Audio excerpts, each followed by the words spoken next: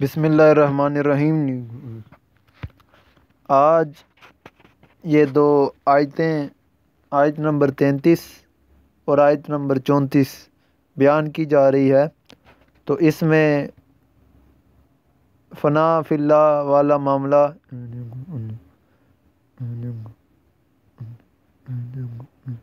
بیان ہوگا۔ تو آئیے سنتے ہیں۔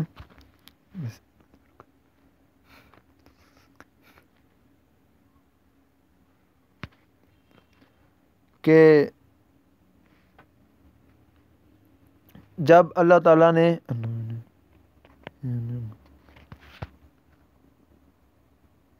حضرت آدم علیہ السلام کو علم عطا فرمایا اور اس علم میں جب برتری عطا کی، تو پھر اس کے بعد فرشتوں سے پوچھا، فرشتوں کے سامنے کھڑا کیا، یعنی کہ دربار لگایا اور کہا کہ اے فرشتوں ان چیزوں کے نام بتاؤ۔ تو فرشتے بتانے سے قاصر ہوئے اور آدم علیہ السلام نے فوراً نام بتا دیے۔ تو پھر حضرت آدم علیہ السلام کے دل میں جو نور تھا وہ اللہ کی ذات تھی۔ تو اللہ کی ذات نے فرمایا، کیا فرشتوں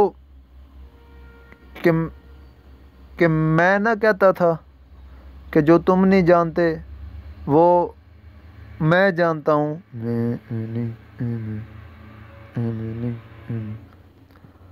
اور آسمانوں اور زمینوں کو غیب میں ہی جانتا ہوں۔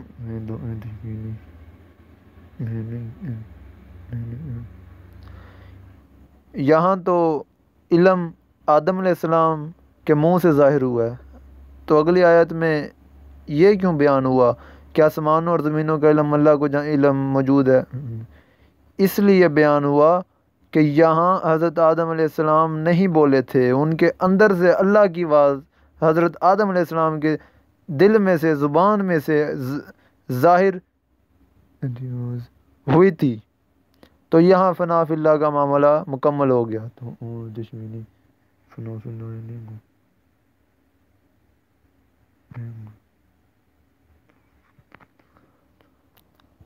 یعنی آدم علیہ السلام کو جو غیب ملا تھا اور جو ان کی منہ سے ظاہر ہوا تھا، وہ تو اس کا مطلب ہے وہ تو بولے ہی نہیں، کیونکہ آگے لکھا ہے غیب تو اللہ جانتا ہے۔ اس لیے جو آدم علیہ السلام کے منہ سے ظاہر ہوا وہ اللہ کی آواز تھی۔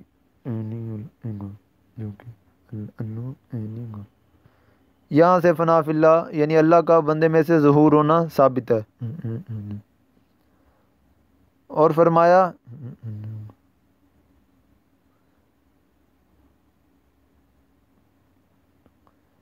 کتنا ہی نہیں، آدم میں سے مجھے اور جو باقی نور کل ہے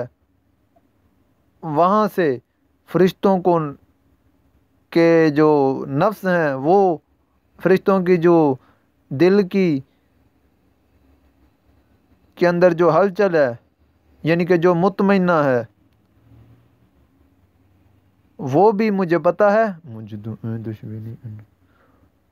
اور جو تم نے ظاہر کیا وہ بھی دیکھا ہے، جو تم نے چھپایا وہ بھی دیکھا ہے۔ یعنی یہاں حضرت آدم علیہ السلام کو نور بصیرت دینے کا اشارہ کیا گیا ہے، یعنی کہ آدم علیہ السلام کے اندر سے بھی میں نے تمہیں پڑھ لیا ہے، اور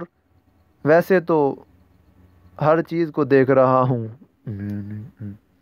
تو یہاں فنا فی اللہ والا معاملہ مکمل ہوتا ہے۔ پھر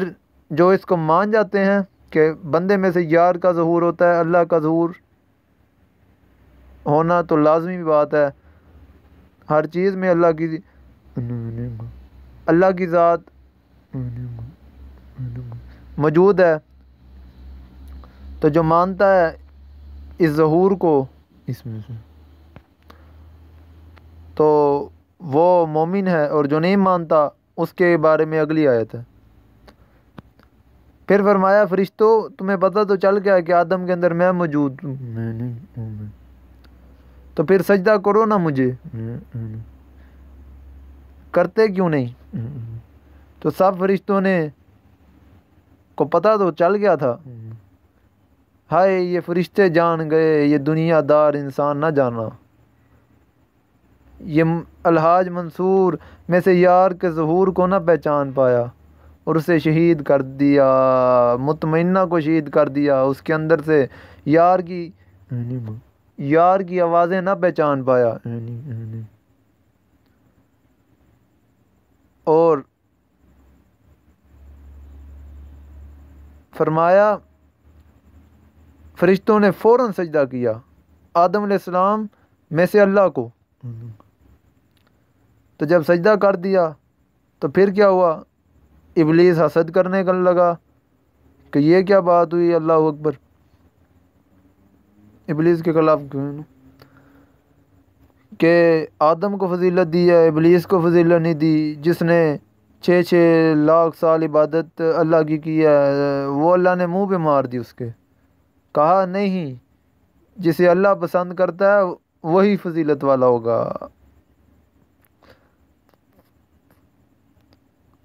تو یہاں اس نے سجدے سے جب انکار کیا اور اللہ کو حضرت آدم علیہ السلام میں سے سجدہ نہ کیا اور تکبر بھی ہو گیا اور کفر بھی ہو گیا، تو یہاں فنا فی اللہ والا معاملہ مکمل ہوتا ہے۔ تو حقیقت میں یہ آدم علیہ السلام کے لیے یہی بات مختص نہیں تھی، یہ ہر نبی کے لیے، ہر صحابی کے لیے، ہر ولی کے لیے، ہر اس مومن بندے کے لیے فضیلت آتی ہے۔ آدم علیہ السلام کی جگہ پر ہر اس بندے کا نام آتا ہے دنیا میں، کہیں پہ محمد مصطفیٰ کا نام آیا، کہیں پہ الحاج منصور کی داستان ہے، تو یہ سارے صحابہ، انبیاء اکرام کے اندر سے جب اللہ کا ظہور ہو تو اس ظہور کی تعظیم کرنا لازم ہے، اور ممکن ہو تو اگر اتنی منزل، اگر اتنا وہ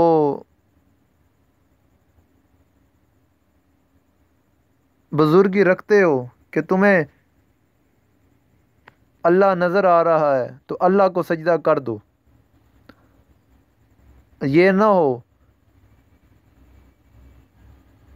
یہاں تو لوگ سمجھتے ہیں کہ جسم کو سجدہ نہیں ہو رہا، یہ جسم میں سے اللہ کو سجدہ ہو رہا ہے۔ البتہ یہ باتیں بہت سے بزرگان دین جن میں یہ معاملات ظاہر ہوتے ہیں، وہ اس بات کو ظاہر ہی نہیں ہونے دیتے اور اپنے غلاموں سے کہتے ہیں سجدہ کر رہے ہیں، اور اپنے غلاموں کے سامنے مطمئنہ کو رکھتے ہیں، اور اس منزل کو ظاہر اللہ اکثر تو کرتے ہی نہیں، تاکہ دین کا نقصان نہ ہو جائے۔ دوسرے لوگ جو ہیں، جو کم علم نہ سمجھ لوگ ہیں، وہ یہ نہ سمجھ بیٹھیں جس طرح ابلیس سمجھ بیٹھے، ابلیس کو تو پتہ تھا، اور یہ جو نہ سمجھ ہیں یہ نہ سمجھ بیٹھیں کہ جسم کو سجدہ ہو رہا ہے، اس طرح دین کا نقصان نہ ہو جائے، تو اس لیے آج کل یہ چیزیں کم ہوتی ہیں، اور اگر ہوں بھی تو جسم میں سے اللہ کو سجدہ ہوتا ہے۔ تو یہ آج کا ٹاپک تھا، تو اسے پڑھیں، سنیں، ابلیس مردود پہ لعنت بھیجیں، اور بندے کو فضیلت دیں، محمد مصطفیٰ کو فضیلت دے کر اور زیادہ، جو دیتا ہے وہ اور زیادہ بڑھائے، اور اگر ممکن ہو، اگر تمہیں بندے میں سے رب نظر آ رہا ہے تو بندے میں سے رب کو سجدہ کر دو، تو تشبیہ نہیں، رب نہیں، بندے میں سے رب کو سجدہ کر دو۔ اس کی مثال بھی دے دیتے ہیں، حضرت موسیٰ علیہ السلام کے دور کی بات ہے، رات کو جا رہے تھے اپنی اہلیہ کے ساتھ، تو راستے میں ایک نور نظر آیا، فرمایا رکو ذرا، یہ نور کہاں سے نظر آ رہا ہے؟ جب نور نظر آیا تو نور کے پاس گئے اور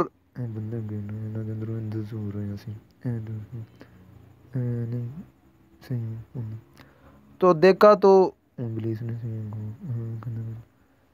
ایک درخت میں سے نور ظاہر ہو رہا تھا، تو درخت میں سے اس نور کی آواز آئی کہ موسیٰ یہ نور تیرے رب کا نور ہے، آ اور اس نور کو سجدہ کر دے۔ اور وہ اس نور سے ہم کلام ہوئے، اس نور کو سجدہ کیا، عاجزی اس نور کے آگے کی۔ تو یہاں یہ فنا فی اللہ والی بات بھی جب درخت میں سے ظاہر ہو جاتی ہے اس کا نور، تو آدم علیہ السلام، محمد مصطفیٰ اور جو ولی کرام ہیں ان میں سے ظہور کیوں نہیں ہو سکتا؟ ان میں سے رب کو سجدہ کیوں نہیں ہو سکتا؟ لیکن ان چیزوں کو مخفی اس لیے رکھا جاتا ہے تاکہ جو پڑھے لکھے نہیں ہیں وہ شرک نہ سمجھیں، اور الحاج منصور کی طرح شہید اس بندے کو نہ کر دیں جس میں سے رب کا ظہور ہوا ہے۔ تو جزاک اللہ خیر۔